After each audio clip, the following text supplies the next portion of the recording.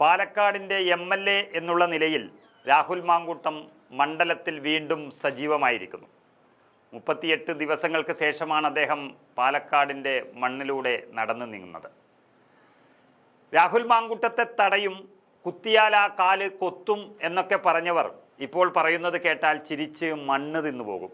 സത്യത്തിൽ തടയാൻ കഴിയാത്തവർ മാങ്കൂട്ടം MLAയെ നോക്കി കുരക്കുന്നു എന്ന് തന്നെ പറയേണ്ടി വരും. ഏറ്റവും അധികം വീരവാദം മുഴക്കിയ BJPയുടെ അഡ്രസ്സ് പോലും അവിടെ ഇല്ല സമരവുമായി ബന്ധപ്പെട്ട്. മണ്ഡലത്തിൽ വീണ്ടും സജീവമാകാൻ ഒരുങ്ങുന്ന മാങ്കൂട്ടത്തിൽ MLAക്കെതിരെ CPM രംഗത്ത് വന്നിട്ടുണ്ട്.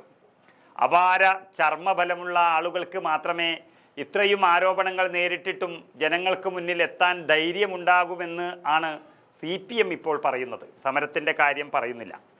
ഇതിനെ CPM നേതാവ് NN കൃഷ്ണദാസ് പറയുന്നത് രാഹുലിനെ പേറിയാൽ കോൺഗ്രസ് അപമാനിതരാകുമെന്നും അങ്ങനെ പറഞ്ഞ് തടയാനും കോൺഗ്രസിനെ തന്നെ ഏൽപ്പിക്കേണ്ടി വന്നിരിക്കുന്ന ഒരു ഏറ്റവും വലിയ ഗതികേടിലാണിപ്പോൾ CPM പാലക്കാട്ട് ഉള്ളത്. രാഹുലിനെതിരെ നടപടിയെടുത്ത കോൺഗ്രസ് രാഹുലിനെയും കൊണ്ടു നടക്കുന്നു എന്നൊരാരോപണം ഉന്നയിച്ചുകൊണ്ട് കോൺഗ്രസിനെ തളർത്താൻ പറ്റുമോ എന്ന് നോക്കുന്നതല്ലാതെ നേരിട്ട് മാങ്കൂട്ടത്തിനെതിരെ പ്രതിഷേധിക്കാൻ ശക്തിയില്ലാതെയായി മാറിയിരിക്കുകയാണ് CPMൻ്റെ ഒരവസ്ഥ. BJPയുടെ അവസ്ഥയാണെങ്കിൽ അതിനേക്കാളും വലുതാണ്. അവർ വളരെ ശക്തരാണ് പാലക്കാട്ട് നഗരത്തിൽ. എന്നിട്ടും ഇന്നലെ മാങ്കൂട്ടം MLA പാലക്കാട് നഗരത്തിലെത്തിയപ്പോൾ അങ്ങോട്ട് തിരിഞ്ഞു നോക്കാത്ത BJPക്കാർ MLA പാലക്കാട്ട് നിന്ന് മണ്ണാർക്കാട്ടേക്ക് പോയി എന്നുറപ്പായതോടെയാണ് ചൂലുമൊക്കെയായി രംഗത്ത് വന്നതും അവിടെ നിന്ന് വെല്ലുവിളിച്ചതും. ഇന്നിപ്പോൾ വീണ്ടും അവർ വാർത്താ സമ്മേളനമൊക്കെ വിളിച്ച് രാഹുൽ മാങ്കൂട്ടം രാജിവെക്കുന്നത് വരെ സമരം എന്നൊക്കെ പറഞ്ഞ് നടക്കുന്നു. സത്യത്തിൽ 38 ദിവസത്തോളം ആ നാട്ടിലേക്ക് പോകാത്തൊരു MLA പോകുമ്പോഴാണ് യഥാർത്ഥത്തിൽ പ്രതിഷേധം ഉണ്ടാകേണ്ടത് എന്ന് വിശ്വസിക്കുകയാണ് നമ്മൾ. ആ ദിവസം ഉണ്ടാകാത്ത പ്രതിഷേധം എല്ലാം തണുത്തുറഞ്ഞതിന് ശേഷം ഇനി ഉണ്ടാകാൻ സാധ്യതയുണ്ടോ എന്നുള്ളതും ഒരു ചോദ്യമാണ്. ഏതായാലും പ്രതിഷേധവും വലിയ അക്രമങ്ങളും വേണമെന്ന് നമ്മൾ ഒരിക്കലും പറയുന്നില്ല.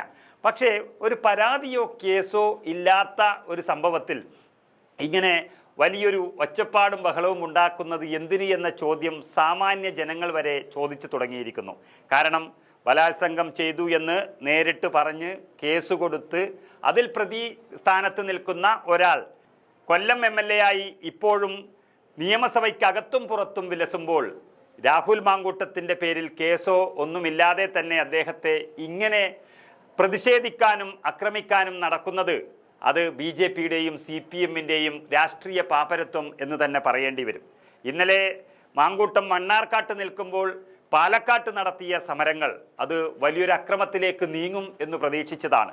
പക്ഷേ രാഹുൽ മാങ്കൂട്ടം അദ്ദേഹത്തിൻ്റെ ഓഫീസിലെത്തുന്ന സമയത്ത് അവിടെ ആരും കാണാൻ ഇല്ല.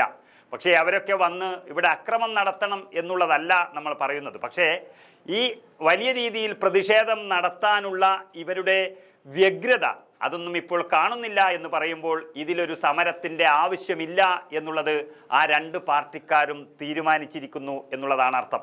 രാഹുൽ മാങ്കൂട്ടം ഇന്നലെ വരുമ്പോൾ വലിയ രീതിയിൽ ഒരു വെല്ലുവിളിയൊക്കെ കണ്ടു. പക്ഷേ രണ്ടാം ദിവസവും അദ്ദേഹത്തിൻ്റെ പ്രവർത്തനവുമായി മുന്നോട്ട് പോകുന്നു.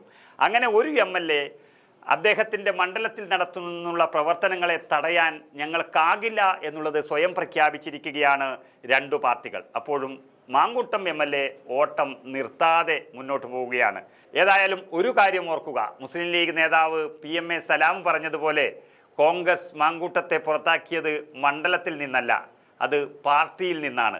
മണ്ഡലത്തിലെ കാര്യം വളരെ ഭംഗിയായി മാങ്കൂട്ടം നോക്കുമെന്നുള്ളതിൻ്റെ സൂചന തന്നെയാണ് ലഭിക്കുന്നത്.